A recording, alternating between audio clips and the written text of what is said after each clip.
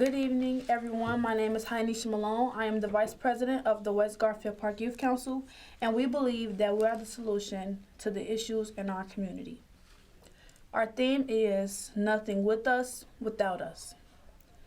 The West Garfield Park Youth Council is sponsored by Fathers Who Care, which is a nonprofit organization located on the west side of Chicago within the West Garfield Park community.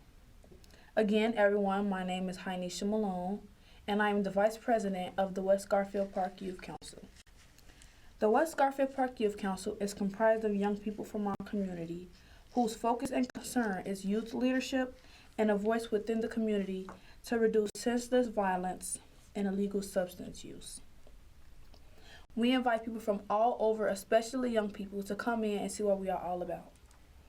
Our show will be scheduled every Thursday at 7 p.m. Again, that is every Thursday at 7 p.m. Our show can also be viewed online at www.cantv.org/live. Again, that website is www.cantv.org/live. Well, everyone, I would like to introduce my guest, which is Congressman Danny K. Davis, the 7th Congressional District. And if you would like to introduce yourself. Well, let me just first of all, Ms. Malone, thank you and all of your colleagues. I also want to pay tribute to Reverend Walter Jones and Fathers Who Care. I think this program and what you do is so informative until it's unbelievable. So I am delighted to be here, excited, and thank you very much. Thank you for being my guest today. Again, everyone, my name is Heinisha Malone, and I am the Vice President of the West Garfield Park Youth Council. You are watching a live interactive call-in television program brought to you on CanTV 21. During the next 25 minutes, we are going to discuss how we can create policies for social change and community empowerment. And today's topic again is how can we create policies for social change and community empowerment. Now, Congressman, I have a few questions for you today. All right. Why are you so passionate about engaging and empowering young people? Partly because when I was young, there were so many adults who played a significant role in my development. I was fortunate to have two very good parents. I was my grandmother's favorite grandchild. I had wonderful mentors at Sunday school, at church, at school, and all of the individuals. You know, when someone asked me about who was my favorite adult, I can think of so many people who played a role in my development. My uncle, who was really the leader of our church and who was really not my uncle in a technical sense because he was my mother's stepbrother. And he led and guided us. I had an aunt who worked with young people, and then I had a school teacher, Miss Beattie King, who taught from the time that I started school until the time that I graduated from high school. She was the reading teacher in kindergarten. But she was the English and literature teacher by the time we graduated from high school. So these people just helped me to be and become whatever it is that I am today. And I'd like to extend that to as many young people as I can. Do you feel like you've reached as many young people as you wanted, or do you feel like you have a long way to go? Well, I try to be as much in contact. I spoke to 3,000 young people, quite frankly, on Tuesday out at the Bolingbrook High School at 3 different sessions. Then I went from there to Nashville, Tennessee, and I spoke to the convocation the honors convocation at Fisk University, but I also visited 2 classrooms while I was there, and it just happened that in each one of these rooms, they were discussing 2 people that I admire greatly. One room, they were talking about Frederick Douglass and trying to understand what he did and who he was and why it was important. And in the other room, they were discussing one of my colleagues, John Lewis, who recently died, but who played a significant role in voting rights, in civil rights, in helping African Americans reach a level of being different than that where we were when he was born and when he started. So I've just had a great week. Yeah, that's all in 1 week. Yeah, it's been a wonderful week. Yeah, I see. So what kind of things can we do in our community to enlighten our young people and save lives?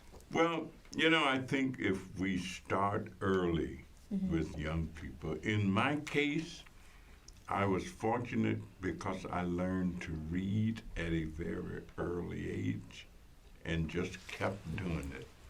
I grew up in rural Arkansas and went to a 1-room school where one teacher, Where was this? Miss Beatty King, taught. Oh, that was her. Yeah, she taught 8 grades all at the same time. Oh, that's amazing. That's a lot. And we didn't go to school as much as young people do today. We only went to school 5 months a year where I lived because we lived in an agrarian farming community.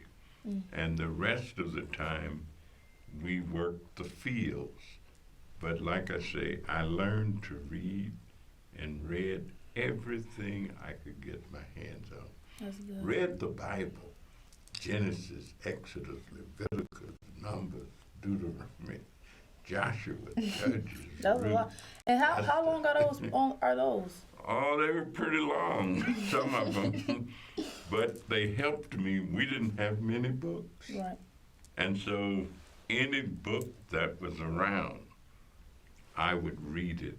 And that gave me the opportunity to keep growing and developing. And I always say to young people, the more you read, the more you want to read. Yep. The more you get interested. And reading, if a person likes to read, you don't ever have to be lonely. Right. You don't ever have to be bored. There's no such thing as not having anything to do. And it just fills the void. It gives you the opportunity to go places you've never been, because you can go by reading about it. Yeah. So all of that kind of helped me to become whatever. So how would you encourage kids who feel like, oh, reading books are boring? Like, what would you tell them? Because there's a lot of kids who feel like they can't just sit in one spot and, oh, this is too many words. What would you do to convince them that reading Well, I a book think can take you adults somewhere? can help by making sure that they have books to read that are interesting. For example, if I had thought about it, I have a little book that I give away that I ran into that a lady that was illustrating it. And it is so meaningful to me until I can almost recite part of it. I mean, she started the book off by saying, I'm a teacher. I just love teaching. Really, I do. Because it helps me to tell our children about the struggles we've been through. She said, this book is about a little boy named Willie Lee. He was a smart little boy, smart as he could be. And there were only 2 things in life he wanted. One was to learn to read, and the other was to be free. And I've given away so many copies of that book. Oh, it was a copybook. Whenever I run out, I go out and buy. She sells them for $10. I'll To this go day? out and buy 10 more give those away. And when somebody come by, I give those away. Or sometimes I give them to educators as something I would hope they would have as a part of their curriculum, and give it especially to young boys. Right. Because, Why would you say to your young boys? well, some boys have a more difficult time learning to do things that are called academic, because sometimes they know other boys who don't do that, and peer groups often influence what we do.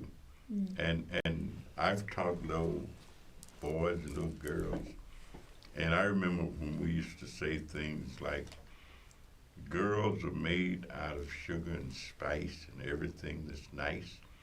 Boys are made out of snakes and snails and puppy dog tails, meaning that there's some difference Right.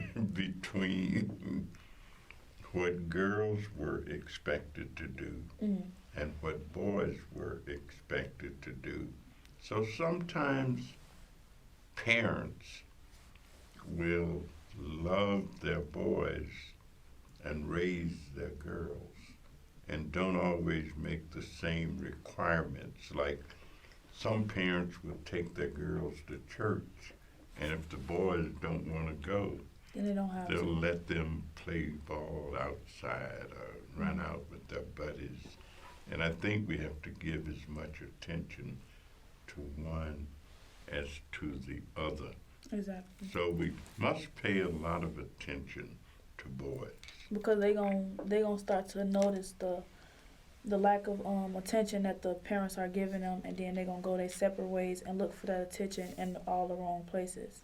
Sometimes it is a little challenging and a little more difficult, and parents just have to be aware of that and make sure that they give to each child exactly what they need. And sometimes one might need something a little more than the other. Yep. So why is it important to have programs in high-risk communities for young people to be a part of? You know, people have a tendency to learn what they live. If you live in an environment where certain kinds of behavior are considered the norm, then you will grow up exhibiting that behavior. You'll do what others are doing.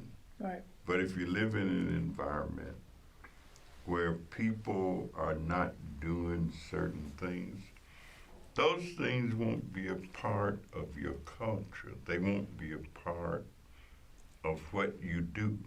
And so if nobody around you is reading, you may not consider that reading is a thing to do. That is fundamental, right? Yeah, but if everybody around you is reading, Right, like I gotta read too. you probably say, yeah, I gotta read. Right. I gotta do what everybody else is doing.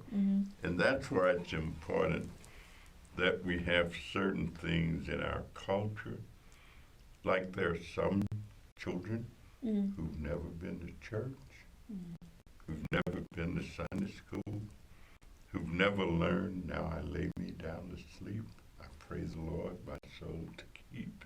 If I should die before I wake, I praise the Lord, my soul to take. Sometimes when I'm speaking to young people, I will tell them that I am afraid to go to sleep at night without saying my prayers. Then I'll say, I kind of think if I don't, I may wake up dead, or I may not wake up at all. But if nobody ever did that, if my parents had not taught me that, in all likelihood, I wouldn't know that. Exactly. And I wouldn't feel like I don't go to sleep at night without first praying. I mean, I just do not go to sleep. Now, some people have not had those experiences, but I make it a point that before I go to sleep, I pray and give thanksgiving for having made it through the day. Yep, that's good. And ask that I'll have help to make it to the next morning so that I can get up and start my way. But if you've never been taught any of that, that how would won't you know, you know? be a part of your being. So you're here to help them know what the real norm is instead of being a product of a negative environment. Or if they have it and they see it, like I am so grateful. For example, most of the time when I give a speech or something, I always include my parents in it. I mean, I will say something like, my father taught us so and so and so. Or I might say, here, let me share with you this little thought that my mother used to share with us. And I do that if I'm arguing a point, when I'm engaged in debate on the floor of the House of Representatives or in a committee meeting. I do it when I give a speech, as I did Tuesday Right. and Wednesday.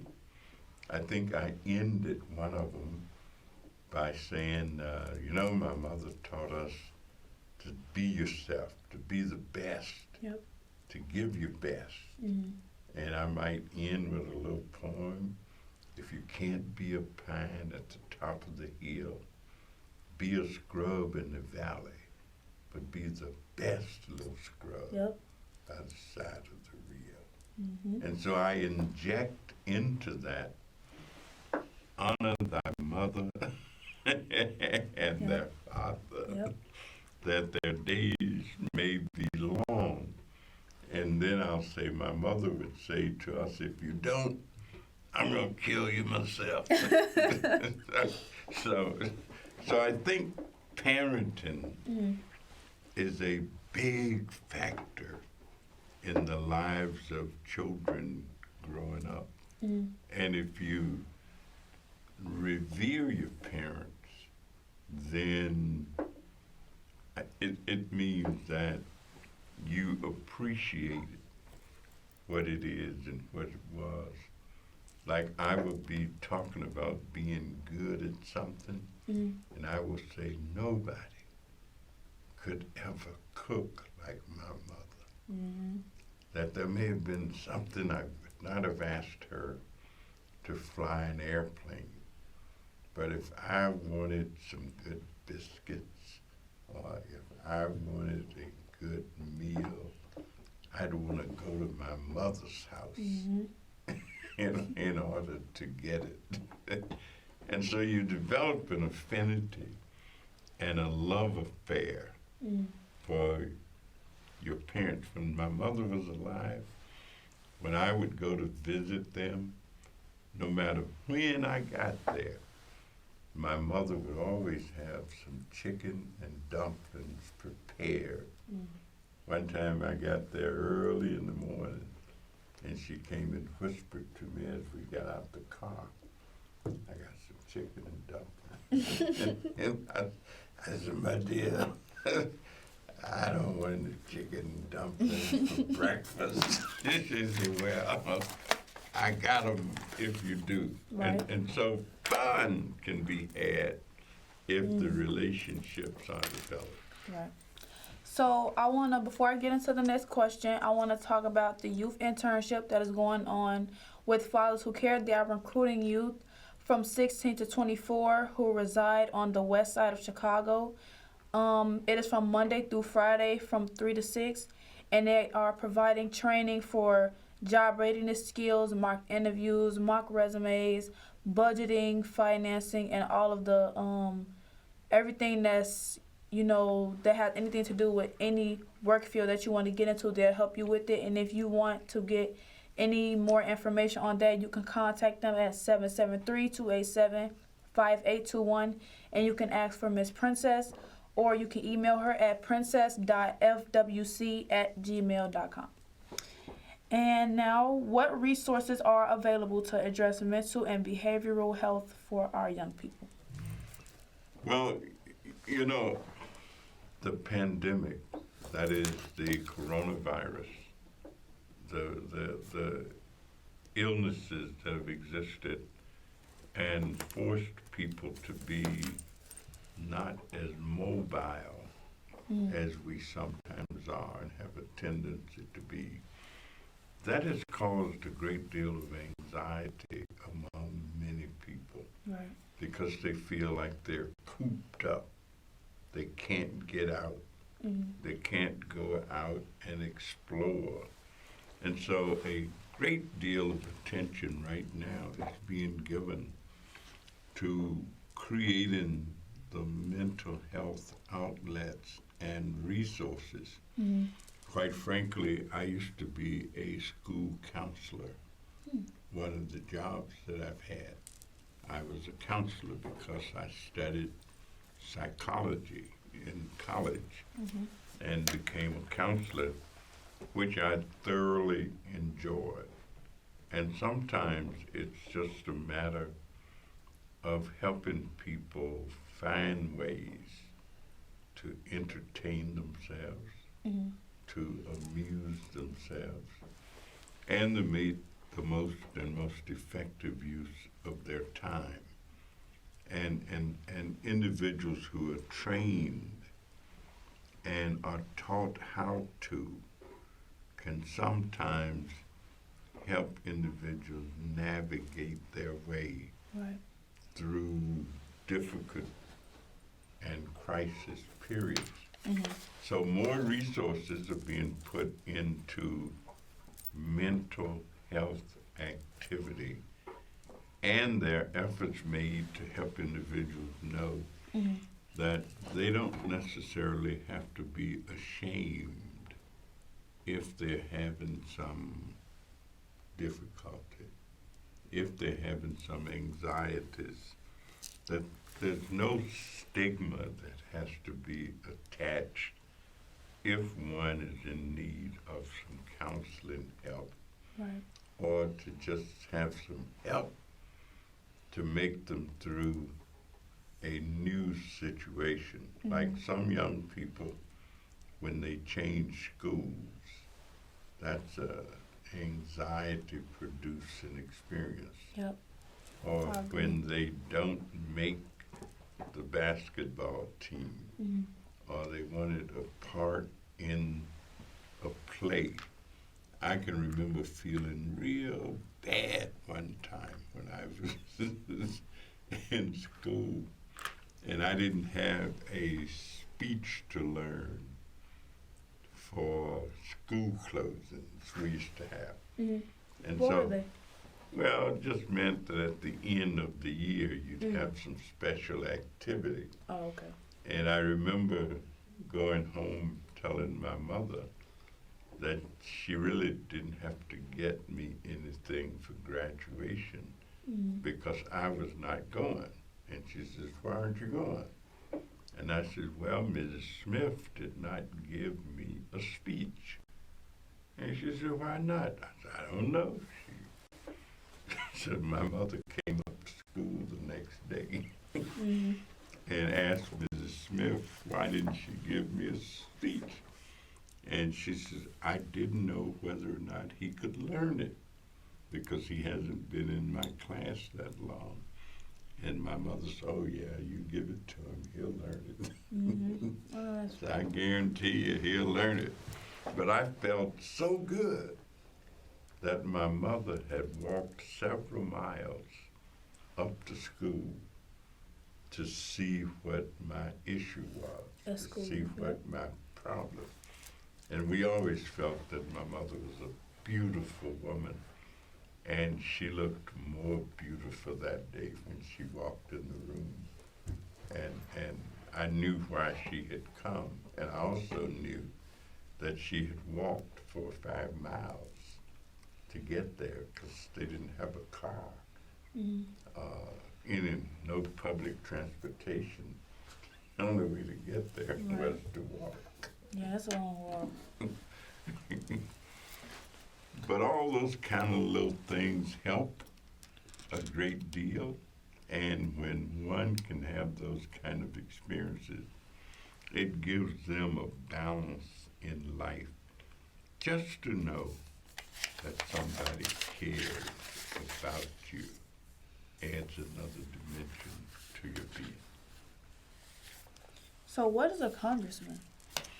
Congressman is a lawmaker, and groups of people get together and they make the rules that society lives by. Mm-hmm. So we make decisions. We decide, for example, how much money it takes to run our schools. Mm-hmm. But we also have to decide where will the money come from. We decide how many airplanes are going to be built in this country every year. Or we'll decide whether or not to help our friends who are having trouble. For example, there's a war going on right now. Russia has invaded Ukraine. Mm-hmm. Ukraine is a friend of ours, is an ally of our country. Therefore, we are helping Ukraine defend itself against the Russian invasion. Mm-hmm. We decide those kind of things. Oh, okay. Yeah, we are decision makers. Right.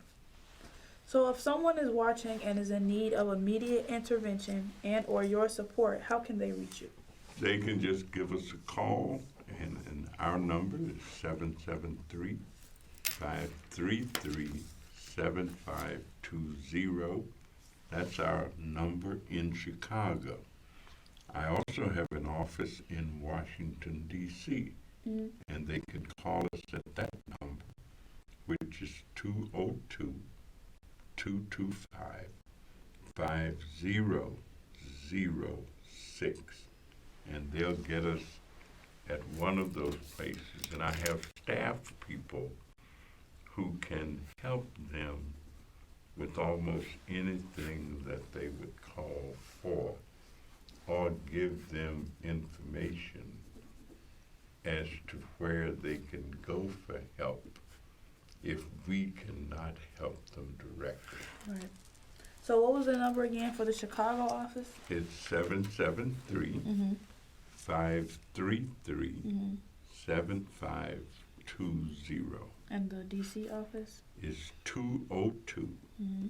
225 5006. Thank you.